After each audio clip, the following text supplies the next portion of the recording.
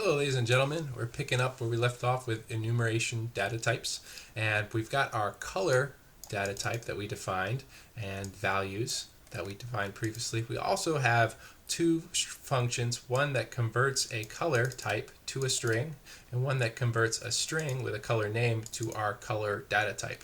And our main function right now is just clear, nothing happening there.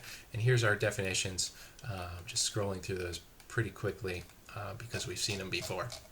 So one thing we might want to do is display what the options are to the user, or to go through the colors for some other reason of our type. And so it would be nice to be able to loop through our colors. And in order to do that, we actually need some arithmetic operations. And you may remember that we did do comparison operators. So we can say, if indigo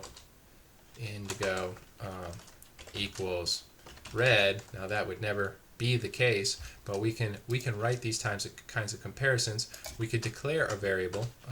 So here's our color variable. Maybe I'll call it my color. And we could do a comparison where if my color is greater than red, that's totally acceptable code. But we didn't really talk about arithmetic operations. Is that because they're not really allowed, not directly. So we can't say, let's say my color equals blue. Let's give it an initial value. We can't say my color equals blue plus red. Can't do that. If I go to my console and build it, you'll see there's an error, invalid conversion from integer to color. Color is our type, and it's saying I can't convert from integer. It's saying this is an integer, and my color is actually a color, so we can't do that. And what's happening here is that it's implicitly converting these to be integers because they are numbers, and it doesn't make sense to add blue to red usually. But it does make sense to add integers. So it implicitly casts both these to an integer. The result is an integer, and we can't store our integer in a color because this is a color type, not an integer type. So we also can't do this. We can't say blue plus 1 because 1 is an integer. It converts the whole thing to an integer. That doesn't work. So, but what we can do is we can add these together as integers and then cast them explicitly to be a color. So we could do static cast, and color is our type, and then pass the results of this expression to our my color. So blue plus 1, if we go up to our list here, blue is right here, and so if we add 1 to it, the result is going to be indigo. And so my color is going to be indigo in this case. Let's get rid of this here, and we'll just see out first converting it to a color, so color to string, and we'll pass it my color and see if it outputs the word indigo.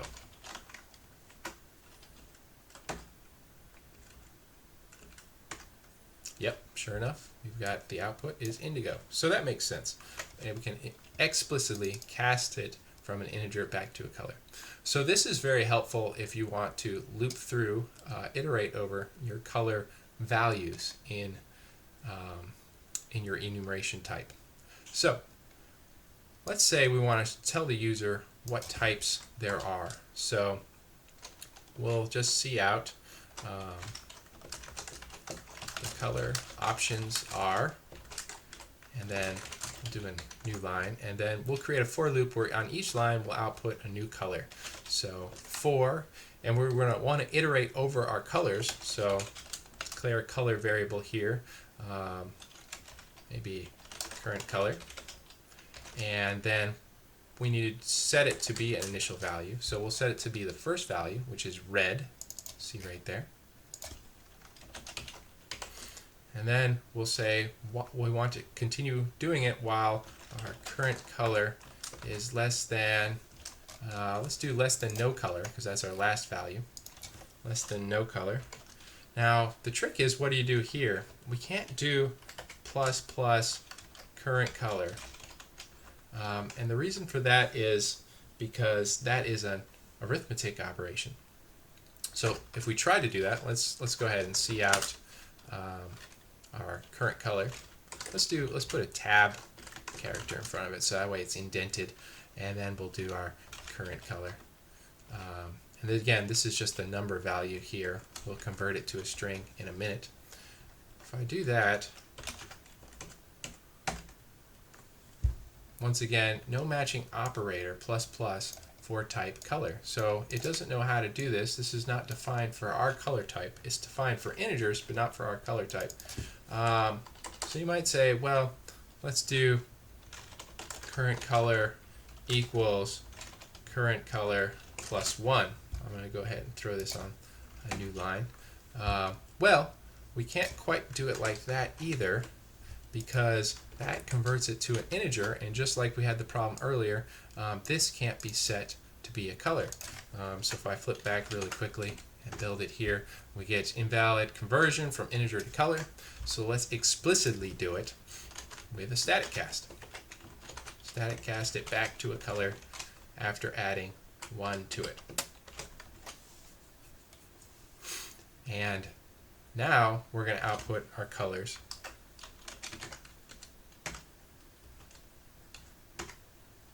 There they are. 0, 1, 2, 3, 4, 5, 6. And then blue, that's because we're outputting blue right here. Let me comment out that line there. Let's put them each on a new line.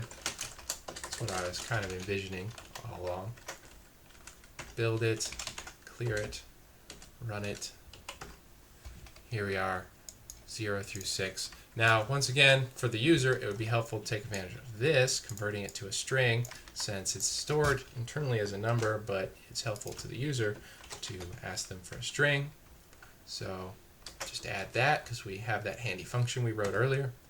And if I run it, now we'll get the color options are red, orange, yellow, green, blue, indigo, and violet. So there you go. Just a fun way to, and simple way to iterate over all the colors. We can add more and more color values to our color enum, so long as we define them in string to color to string and string to color, then we'll get the appropriate output here without having to add new lines there. So, hope this video was useful. Yeah, once again, remember that even though these are stored as numbers and behave like integers in terms of how they handle, or a constant integer, how they work, where you can use their values, they need to be stored in the type name you give them. So we defined it as a color, so we need to store, when we store our color, we need to store it as color values. And so the way to get around that is to cast anything that's an integer to the color, and if it's within the range of appropriate colors, it'll work. Now, if we go past the range of appropriate colors, we've got a problem, because if we go to +1 to beyond no color, then there is nothing defined there to equal a color, and so we have a problem. So watch out for that too. Make sure you set up your end of the loop so that it doesn't go past a valid color range. Also make sure when you're setting up the string values that you have some kind of value that you can output if it doesn't match any of them, so that you have some valid, not currently, not a real color or whatever situation. So I hope this video is helpful. Again, let me know if you have any questions.